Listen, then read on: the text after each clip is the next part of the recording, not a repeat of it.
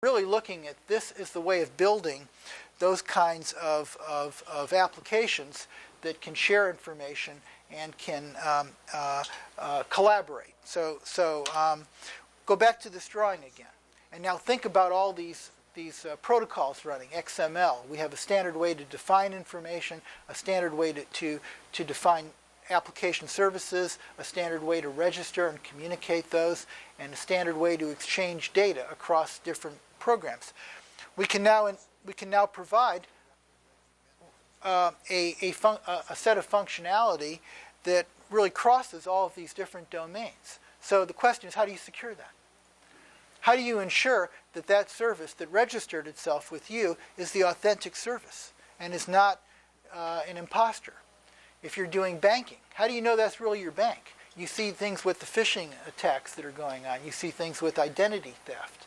That becomes even more of an issue when you talk about releasing and relinquishing greater amounts of control to things that are going to happen more automatically. So I think these provide a lot of challenges. So how do we do that? How do we actually, as a service provider, apply that? And so one of the approaches is to look at some of the new technologies. In looking at the way things have transitioned, we've gone full circle back to data centers again. So data centers are now part of our solution space. We used to have these big, huge mainframes. Those transitioned into the distributed computing model and desktop computing. Now we're into PDAs. So now, instead of actually using a computer, I may be just using a handheld device. I probably will be using something like an iPhone or a BlackBerry or something that will be a thin client type of architecture, and the real programs and the real information are out there somewhere on some infrastructure. And so we were really looking at, when we talk about this whole information sharing, of how do we do that? How do you secure your data centers? Well, we have to get away from just that simple model that we were talking about with the basic enclave. Because if you're in a data center, you don't really have a physical enclave anymore. You have an identity and a presence at the application level on the internet, and that may be actually a shared resource that is used by different organizations. And virtualization is one of the technologies. So we go back to this kind of a drawing on the left. The traditional way of implementing those principles for the enclave are done through physical boxes. I have a separate box that's my web server, a separate box that is my internal directory service, a different box that's my file server. So basically every single component in the basic enclave model is a separate physical box. But in today's world, these can all be running on a very small number of servers that are running VMware, and they could be running as virtual machines. Now, in my organization, our infrastructure runs virtualized. And so we have hundreds of computers that are running on a small number of actual physical boxes. It provides a level of separation, a level of security that ends up making it more complicated for somebody to compromise that. It allows you to still pick up a lot of the separation ideas that we were talking about, satisfying the requirements, but now satisfying them in a way that allows you to program different communities of interest. So the implications are that we can integrate things, we can manage them in a more central fashion, and we are now taking advantage of the manageability that we get through virtualization. But there are risks with that, because now I'm trusting my virtualization system to provide that separation. And yet I'm really sharing memory space, if you look at what's really happening among different virtual machines, and integrating my security products there also. So if we're looking at really how do I protect that virtualized infrastructure, we're into issues of how do I ensure confidentiality, integrity, availability of the virtual machines.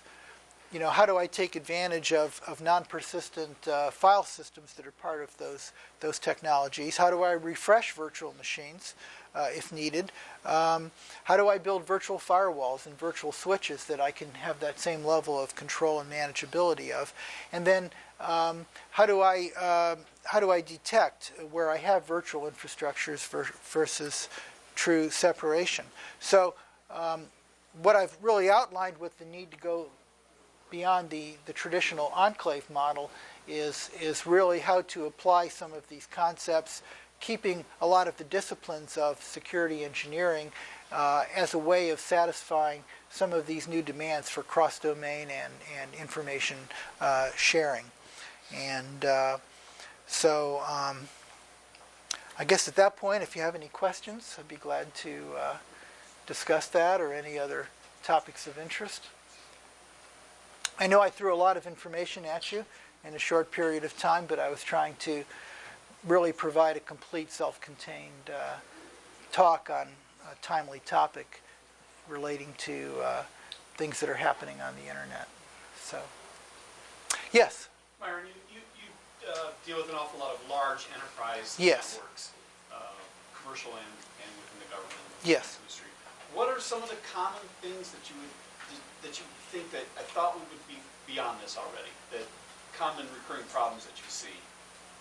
Well, I think there are several common recurring problems. One of those is just first what I would call understanding the information landscape. Just knowing where are the networks, where are the systems, understanding where the users are, where the servers are. Most of the large enterprises that I've worked with are such and are so extensive and have evolved so much that people have lost track of the topology. So that is a very common problem, whether it's a government or a commercial customer.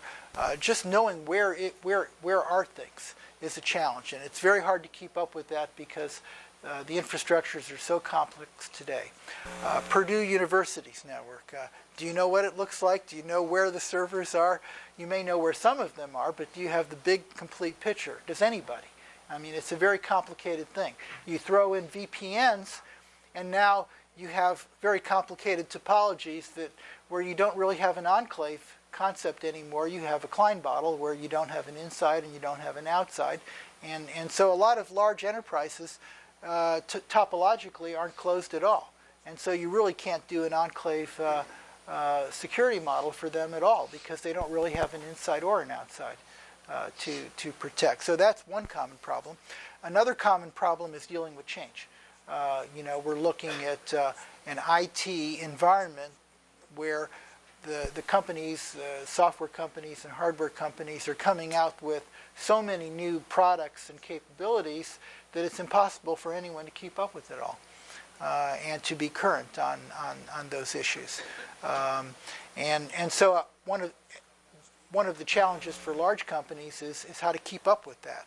It's a lot easier for a small company to keep up with changes than it is for a big company. Big companies typically have large legacy databases, and anytime they change something, whether it's just changing a user from Windows XP to Vista, they don't know what the impact is in terms of what applications that'll break, because they have so many things that are very complicated. So that's another common problem for large enterprises, is dealing with that.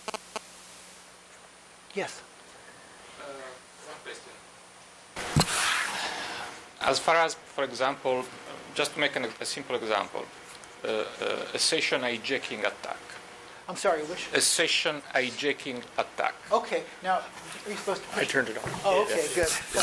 A session hijacking attack, yes. In this case, what is let me say, the added security provided by the virtual machine environment? Okay. Well, virtualization by itself doesn't add, security. It's really how do you use that as a tool in designing and building your system so that you can provide separation. So in the case of a hijacking attack, we're probably not concerned with separation there as the issue. We're primarily concerned with authentication. So I would say that particular issue would best be addressed with with how am I maintaining